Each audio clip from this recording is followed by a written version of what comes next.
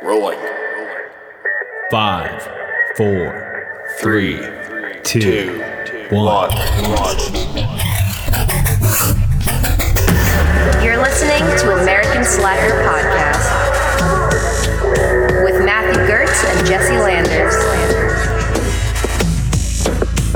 You'll see here the human male boasts the size of his testicles. I drive great when I'm blood. It's all about the sauce. Good, get him out of here. Get him out of here. Oh man, speaking of fucking, you want popcorn? I'll give you a popcorn kit. I'm just trying to go to Colorado and smoke some weed. Watch your fucking tots, huh? Those are my biscuits. Now, this is all alleged.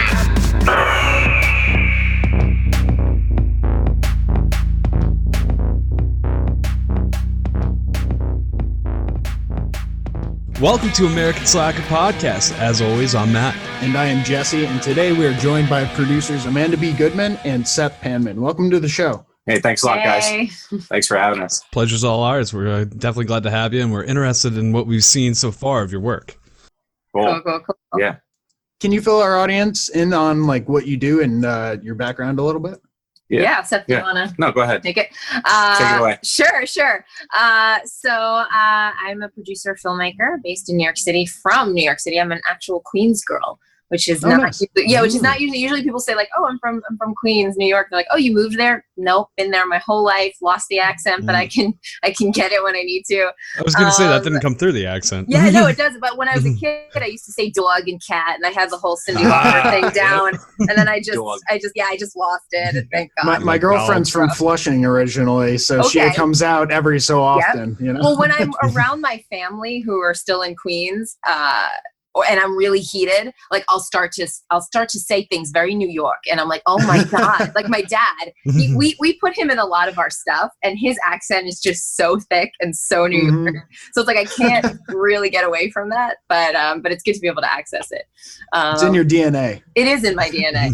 But yeah, I'm a filmmaker, producer. I've kind of worked in kind of all facets of the industry, from producing, directing, screenwriting. I've dabbled kind of in acting a little bit. I was on Broad City, because all over the place in New York City. But yeah, cool. What I do now with our company is kind of my my full-time job. So very lucky. It's her child. What? Yep. Are you saying it's our child or I'm the child? Well, it depends. Depends on the day. If it's custody battle or not, depending on the week. Yeah. So I have been in sales for about 15, 20 years. Before that, I was a professional snowboarder. So kind of coming from a vagabond style lifestyle, living in a van, traveling around, snowboarding, just kind of living my life day to day to try to enjoy myself and focus on my connection with the planet. And then quick transition, got into sales. I've been in sales for about 15 years, and then have held a production company for about 8 to 10 of those years. So been just coming off the super high intensity roller coaster of Night Sweats, which was a film that I produced and wrote the treatment for. Took about a weekend to write the treatment, but now we're 10 years into the project. So we just had the premiere. We sold out every night at Regal Essex. We had our press night at Tribeca, and we've just been rocking and rolling. It's been a really kind of high intensity roller coaster ride with John Wesley Shipp from The Flash. He was our lead actor, and it's just been awesome, really fun. And so, Amanda and I have a killer pipeline of stuff that we're doing right now. We're rolling out, which is starting with our new company, 3-Way Product, which we started together and co-founded, but we are focused on our episodic live action piece, which is it's titled 3-Way right now, but it's Sex and the City meets the X-Files. So it's a wow, interesting. Yeah, that's a hell of a sell. Okay, yeah. Got me immediately. I was like, okay, yeah, there you go. Good done. Interview's done. Interview's done. We're out. So much could be done with that alone. Like, my mind's going. So, Sex and the City meets the X-Files, but let's say with a splash of Breaking Bad and Shark Tank. But I would even say a little bit of okay. like supernatural. Not so much supernatural because I don't think we're fighting I just aliens. think the car. The car. That's There's the a only. car. I will say the car. Yeah, there's a car. Okay. Yeah, there's Yeah. a car. Like a There's Night car. Rider? Like, what are we talking? What kind of car? Yeah, it doesn't talk or anything. It's just kind of like a vehicle that's acquired from a nasty, belittling boss. Yeah. We'll just leave it at Okay. that. Yeah, it's not. It's A lot not. of, a that. lot of Taking way too mystery much. and intrigue Okay. going on right now. It's not a spaceship, but it might as well be. Pretty much. Damn. Yeah.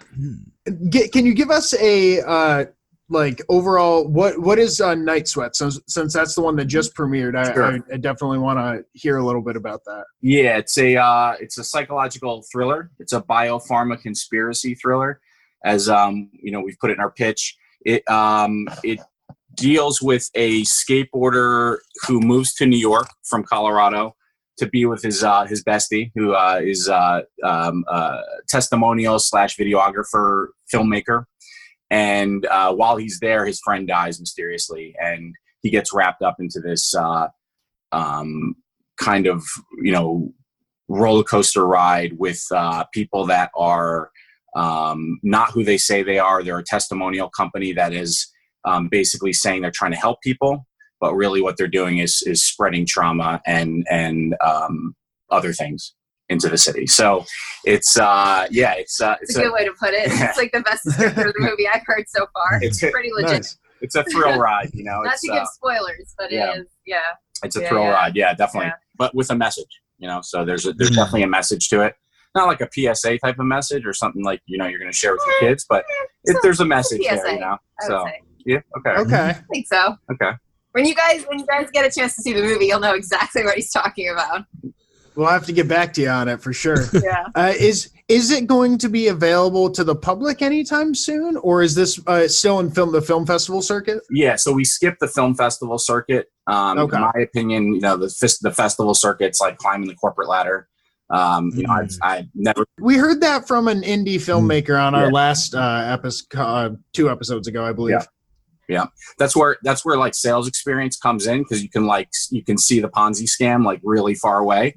So when I saw film festivals, I was like, yeah, no, thank you. So you want to take my money, but you don't want to give me anything, and you might want to shake my hand at some point, but there's no happy ending. Yeah. No, thank you. Yeah. So Yeah. we were like, you know what? I had partnerships with NCM, which is the parent company at AMC and Regal. So we had an interest, from doing a variety of other projects with them. So we had an interesting approach to take. And so it was a matter of, do we want to kind of package this thing as a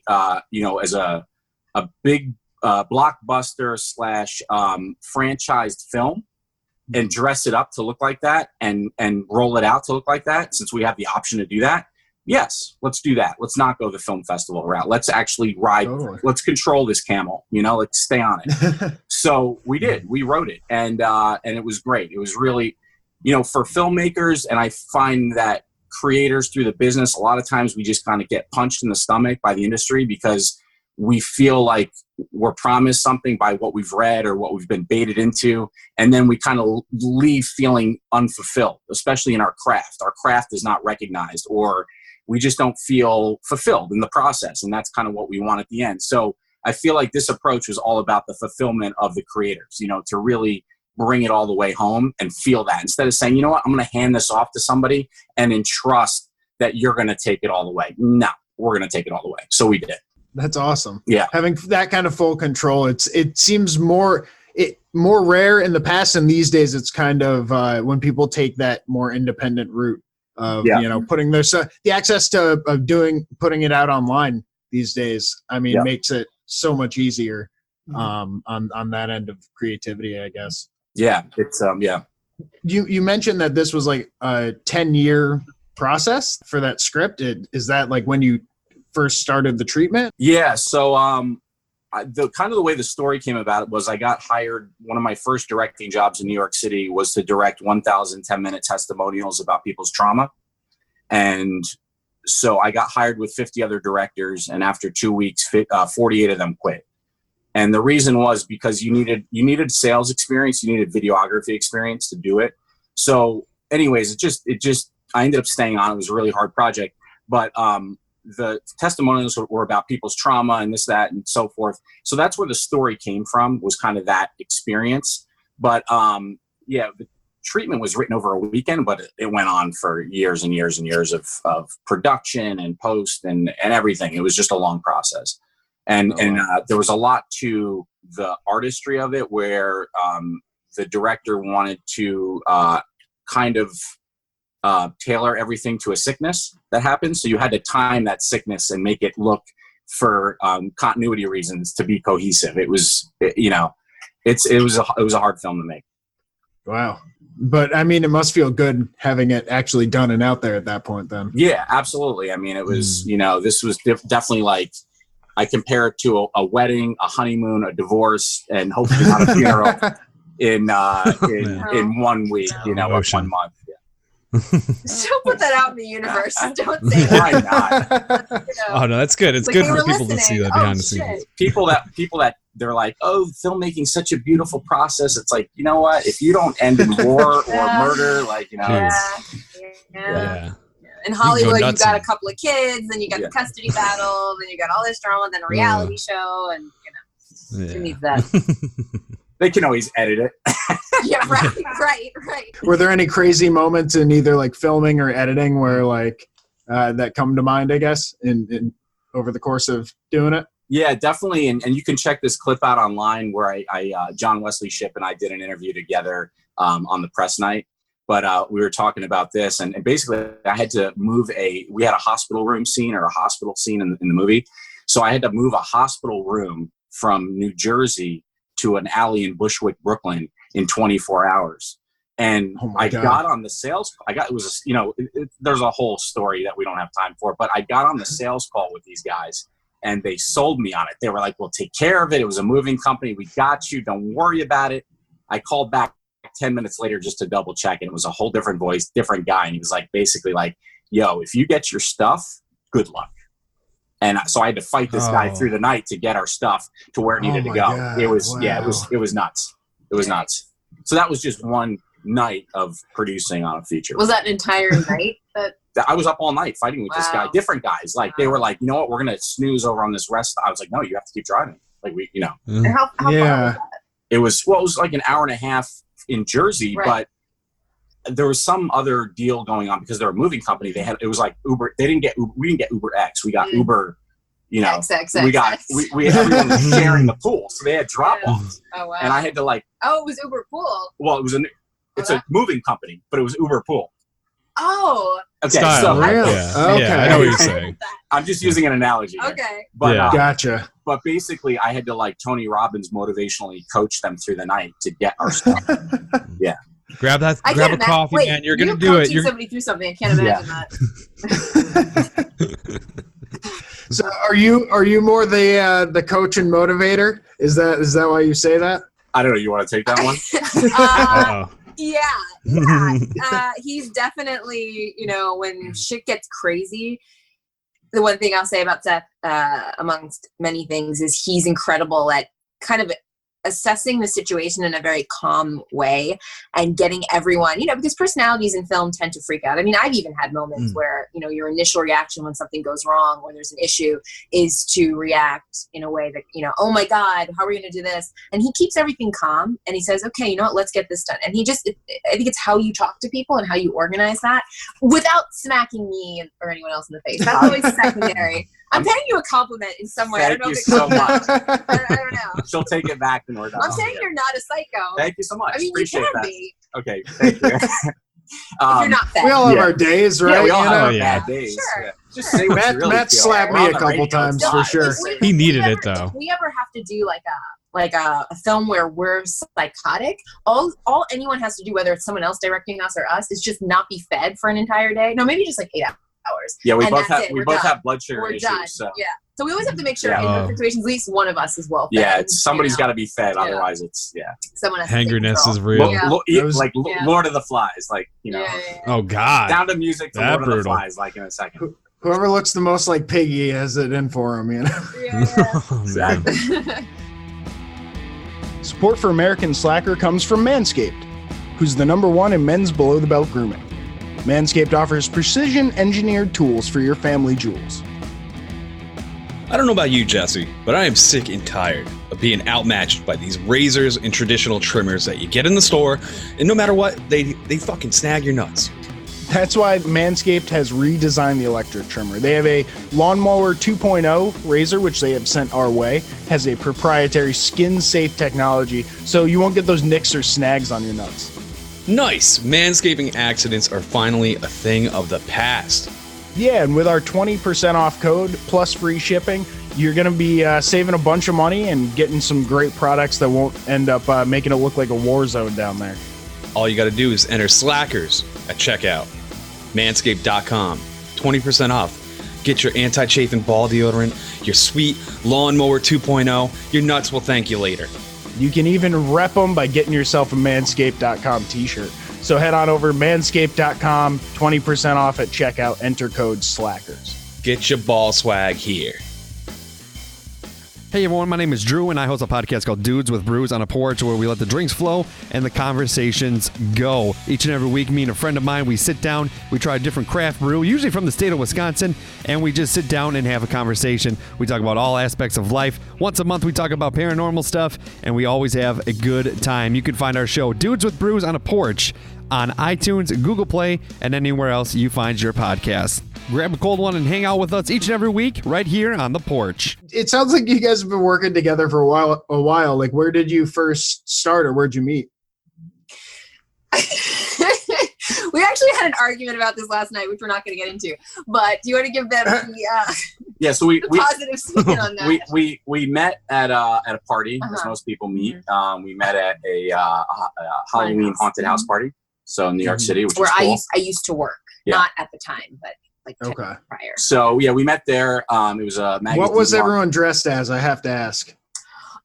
Well, it wasn't actually on Halloween. So everyone there, like the actors were dressed all disturbing, but we were just normal. Well, it was a press night, so everyone was normal. But once you got into the haunted house, it was disturbing. And we were also we were with other people that we were working with on projects at the time. So I had a series. I was with my associates, and you were with an associate of yours. Yeah. So we were both there to network. Yeah.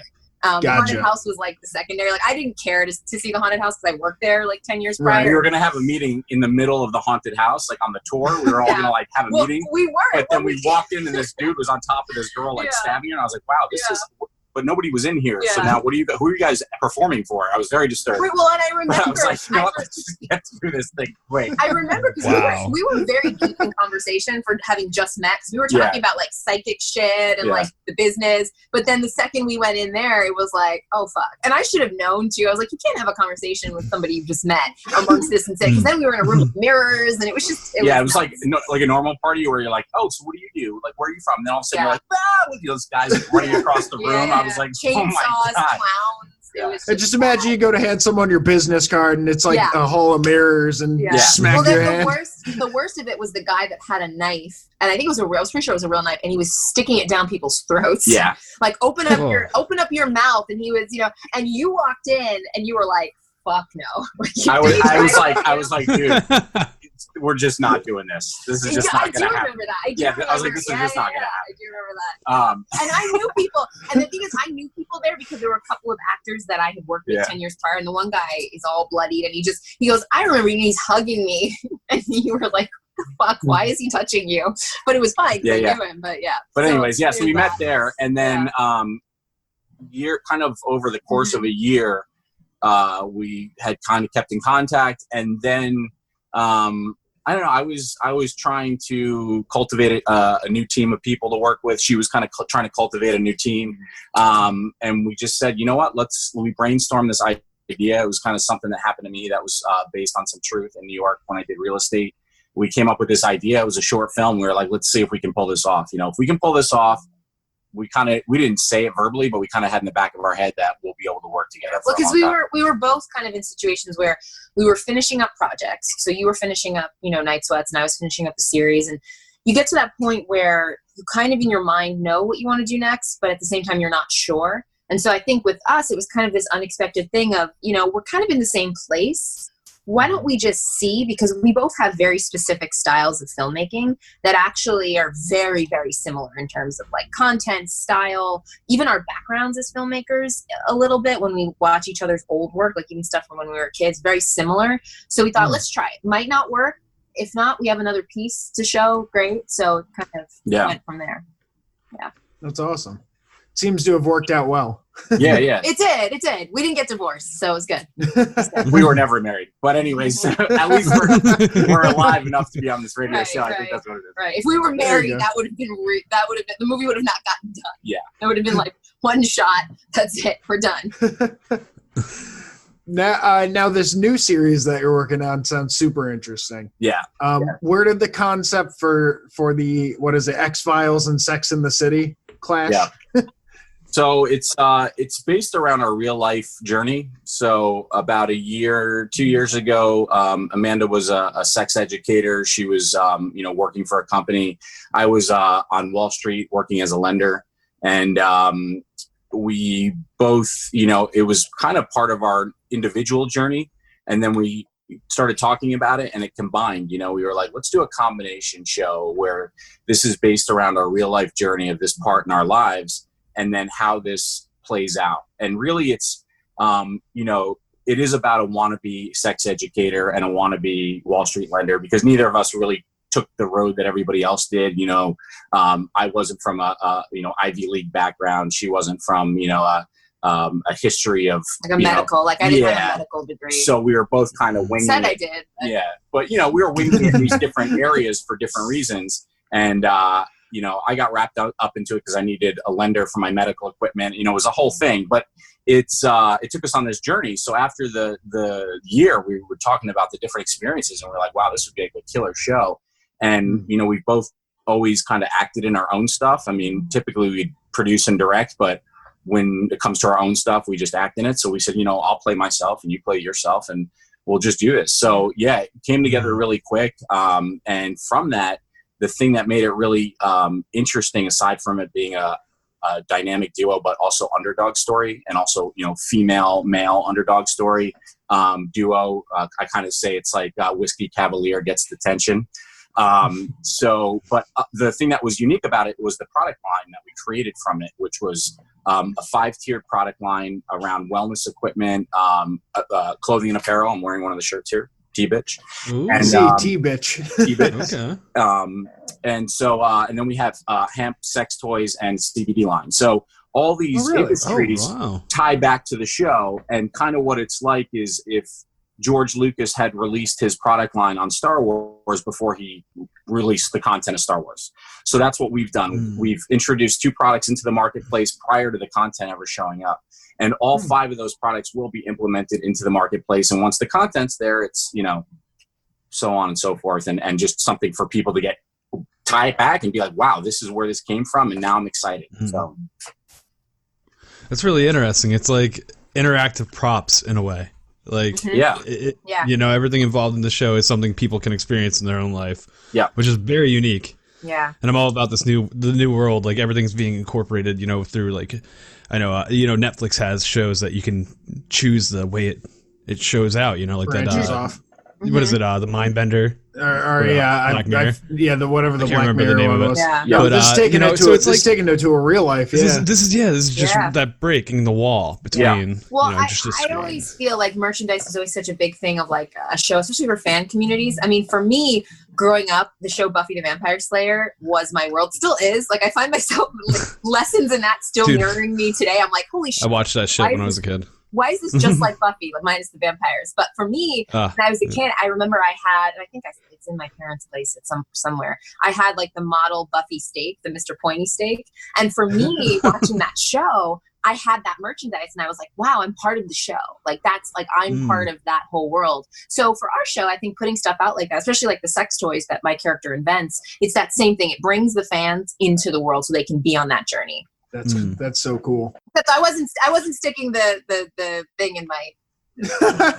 I think they got that. I wasn't doing. Yeah, we got that. I wasn't assuming. We weren't that. assuming anything. Thank you for clarifying. It's good to clarify, though. Yeah. I mean, everyone at home, make sure you don't. I didn't. I had sex toys. So can you list the products again? So we've got a sex toy line. We've got a CBD line. So that's going to be, creams and massage oils and that type of thing. Even steam, that type of thing, steam pods. And then we've got hemp line. And then we've got apparel. So, nice.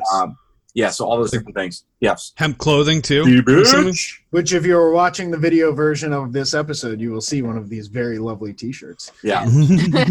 So, and we just went international. We actually have a place in Italy right now that's carrying these. Yeah, so, Pisa. Cool. Yeah. Nice. So, and for us, it's really, about obviously the products being things that help people and they're excited about, but also, industries that are doing really well.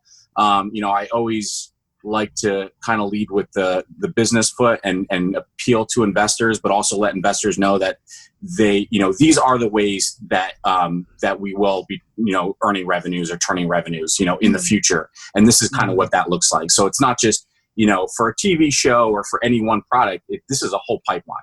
Yeah. That's a smart way to go about it, because I'm assuming they're always looking for, that way to get the investment back when they're putting it into, your dream or your creative endeavor. Well, that's the whole thing. It's like, if you want to invest in something, you want to know how I'm getting my money back. That's your first question, so it's coming to the table with a solution instead of a problem. Exactly. Because we know that the content's going to cost, blah, blah, blah, blah, blah. But, how do we get our money back? Right. Right. Because everyone has a show or a movie or a concept or a script, and we see in Hollywood sometimes, sometimes you have big stars attached to things and it just doesn't hit, and that's all they have, and they lose money, and so this is a business, this is a brand, this is, so even if the show didn't work, even if we were big celebrities, you have a product line that people still are attached to, that they still want, things that they need, items that are unique within these big industries. Which is pretty much unheard of. I mean, I've never heard of anything like that before before Star Wars, like you had mentioned. Yeah. Well, it's, I think we look at everything on a very psychological standpoint, and we like to start there, whether it's the content or whether it's the products, and kind of go with that, So we like to do things that I compare it to. You have two forests. You have one that's been mowed down, and somebody gives you a machete and says, just clear the rest of it and see what happens at the end, or give us the forest that's completely filled and let us just chop our own way through. So we like to come up with very unique strategies and approaches to things that are just different, and I the way I can tell that they're different is when I tell them to people, like people I work with, they laugh at me. So that's how you've got a good idea when they laugh. I was going to say, I get that a lot. Yeah. So you're saying I'm on the right track then. You're on the right track. Yeah. Keep going. That's how you know. It's a knee-jerk reaction in the mind when they don't know what to say because they've never heard of it, so they laugh in your face, and that's how you know. Yeah, some good advice right there. Yeah. If there's one thing we enjoy here at American Slacker, it's going to live events. Wouldn't you say, Jess? Yeah, from you going to festivals, I like to go and see comedy. There's tons of stuff to choose from. Oh, yeah. Who doesn't like a nice night out? And, who doesn't like to save a couple bucks on a night out? I mean, it's expensive to go out these days. Wouldn't it be nice if you could save a couple bucks, Jess? I'm a cheap bastard and you know it. Me too, man. What if I told you could save a small percentage on your tickets by just entering a code? What code would that be? Man, all you got to do, go to SeatGiant.com, enter the code SLACKER at checkout, and you're going to save quite a few bucks, actually. Not a small discount. It's a good amount. It's a decent amount. So you're telling me I could go to my pickle hating fest for a small fraction of the cost of what it would normally be? Dude, I'm telling you, you're probably going to get a drink on us if you enter the code SLACKER at checkout at SeatGiant.com. Drink not guaranteed. A NonMom Happy Hour is the podcast that celebrates real-ass human women, whether they use their baby box or not. Hosted by Kelly Nerdzilla Mendenhall and Debbie Jo Nelson, a NonMom Happy Hour is a safe space to talk about mental health, trauma, disordered eating, surviving, and self-care. We talk about it all while laughing as much as possible, because if you don't laugh, you'll cry. Each week is a new episode, and every other week we interview badass women from around the U.S. and the world. If you like to laugh, Feel like you've never quite fit into most lady groups or podcasts because you're not a mom, or are a mom who needs a break from momming for an hour? You should come hang out with us. A non-mom happy hour, bringing healing through laughter and community. Streaming basically everywhere you could possibly want to find us. Remember, always be a real-ass human. To check out the podcast, visit anonmomhappyhour.com. So where'd the decision to get into CBD come from? I don't know if you see my cannabis leaf. Yeah, no, I see it right there. We're a cannabis friendly podcast. We always like to update about news and stuff going on, and we see CBDs. I mean, Matt, we've reported on like a bunch of CBD stories more recently. Mm-hmm. Well, it comes into play in two ways. I mean, one is definitely in a lot of the, being a sex educator, my big thing in that world was sex toys. And CBD is a product that's being used in so many products now. And so I was definitely a big fan of using it in that way with a lot of the products. And then obviously you came into it from a business perspective. So from a business standpoint, I've been working with and consulting with companies, publicly traded companies for a while that are CBD or cannabis companies. I was even part of the white paper for a ICO coin, so I was part of the Bitcoin, and also anything that's alternative right now, I'm jumping on it, and it's stuff that I believe in that's alternative, but it just kind of happens to be. I've always thought, cannabis, hemp, all that stuff, great. It's nice to see that people are, waking up to it now. So I've been there, but now that it's legalized or, there's a movement, now I'm jumping on it. So I've been consulting for these companies, like I said, publicly traded companies that were developing these lines. I have one company in particular, Right On Brands, that I absolutely love. They have a product line of 52 products, 17 are sparkling and still beverages. The rest are creams, oils, deodorant. But so I've been using their products, and something I noticed that was really amazing, we both noticed it, is they have a roller deodorant. And, I have all these snowboarding injuries. So I have like an endless supply of injuries that I can roll stuff on. And there you go. It's You're awesome. your own guinea pig for that. That's great. Yeah. It's awesome. You're your own focus group.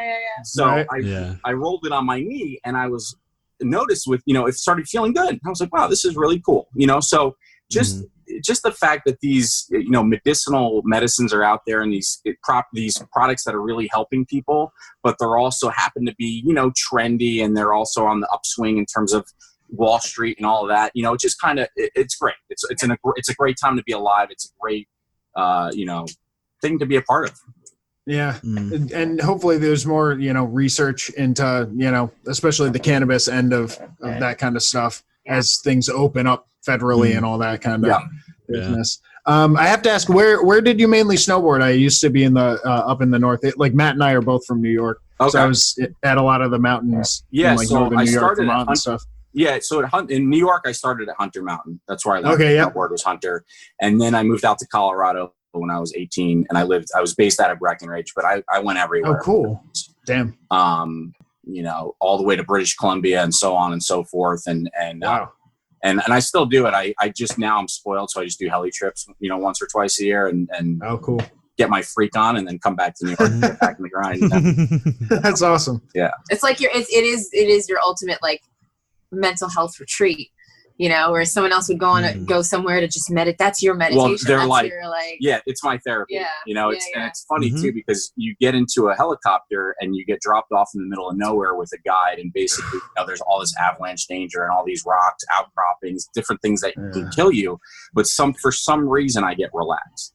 And I just feel the planet. Like that sport is the ultimate connection to the planet. There's nothing else that allows you to feel the planet. You can really tap into the tree. Like you feel and hear everything as you're snowboarding. And I feel like, a lot of times we just see the action behind it, but there's a whole connectivity to the planet that's not even talked about, so that's kind of what brings me back. And the view from the helicopter too. I like that. Oh man. I was going to say, good luck fantastic. Replicating that adrenaline rush altogether in a normal day, everyday life. Yeah. And Amanda, you tossed in something earlier in the episode I wanted to get back to. You said you were on Broad City? Yeah. I did a couple of little guest spots in season 3. That's awesome. That's hilarious. We both seen you then. We love that show. You might have seen me. Yeah. What was that like? It was good. It was fun. It was nice to kind of work on a show because we shot A couple of episodes that I shot were in an airport. So we shot at JFK. So just that process, especially as a producer, because at that time I'd been on a lot of sets. I'd, been in the acting industry since I was a kid. So, but at that point I was looking at it more from a business perspective. So to kind of see, how they were going about permits, how they were, because they were, I didn't realize how big the show was and how they were big stars.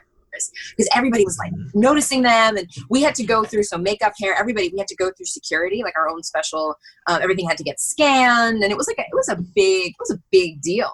And just seeing how they went about, and the funny thing is, so we shot, again in the airport. So we were at a gate, and I was playing a flight attendant. The first scene that we did, I'm behind, the computer, and it was a real working computer. They didn't have anything off. So there's all these buttons and these options, and I'm seeing flight plan. I'm seeing all this stuff, and I'm thinking, I'm making it look like I know what I'm doing, when they're getting ready, and I'm thinking I could fuck shit up right now. I have no delete somebody's fucking flight.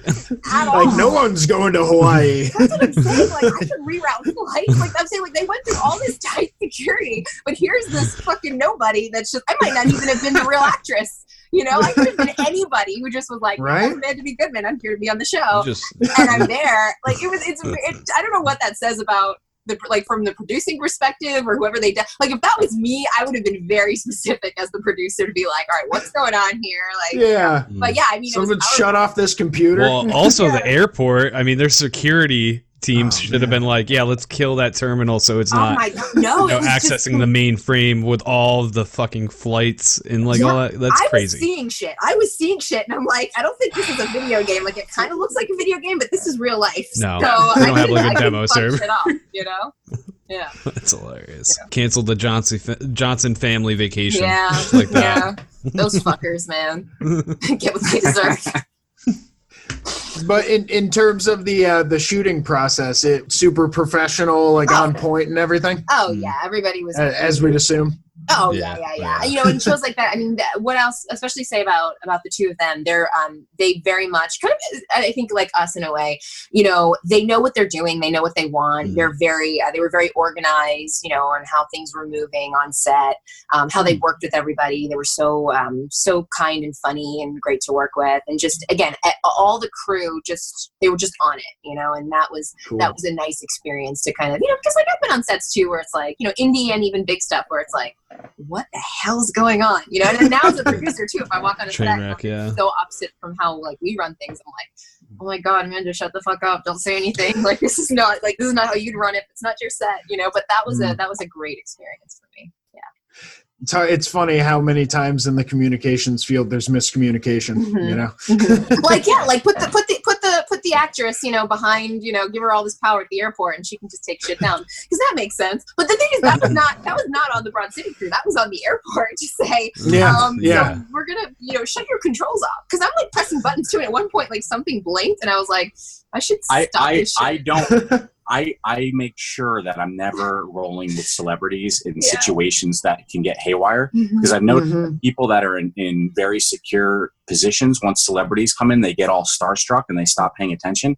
So I don't get on any, I don't do private planes. I don't do anything where somebody can get starstruck, because I'm so even once I'm thinking about, even when somebody's aren't you so-and-so? I'm going to be no, that's not me. No, I'm David Duchovny. That's not me. I'm David Duchovny. Is that your go-to? Focus. Let me see the flight plan. Hold on. Let me see. Who's more relevant? Why are you texting your girlfriend? Shouldn't you be flying the plane? Yeah. Right, man? Why are you sending selfies? Right. Man. So, Night Sweats, and I guess the working title for the new series? Three-way. Yeah. Things to look forward to that you guys have coming out. I can't wait to see both of these, honestly. Yeah. It's gonna be awesome. Yeah, we have a couple music videos that are coming out. We just rolled out. We have one that's completed. That's with some of the ex-management team of U2. So we did a music video for them. They have a new band, and then we also have 2 music videos coming out that are parody music videos. One is for Weezer's "Knock the Hustle," and the other one's for Head and the Heart, "Misconnection." So nice. You'll like those, yeah. Is there a place where people can find all of this stuff? Or? Yeah, so it's going to be on YouTube. It'll be on our website, which is threewayproduct.com.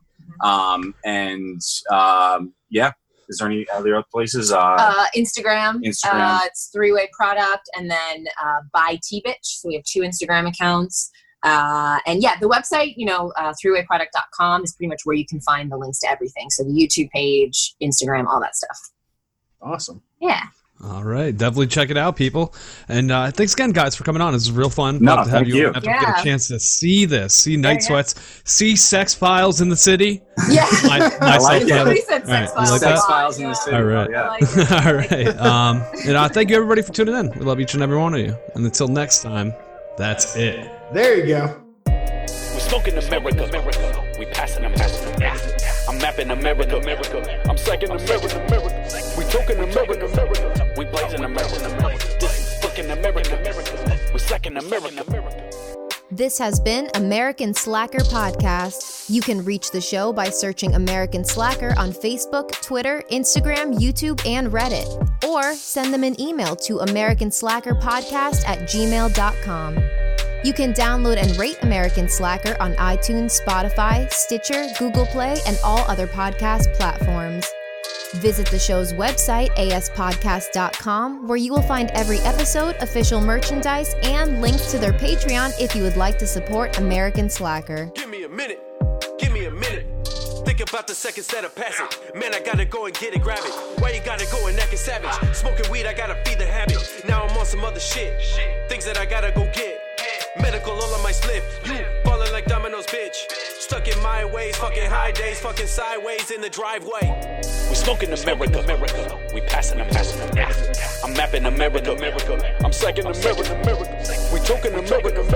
We blazing America. This is fucking America. We're slacking America. We're slacking America.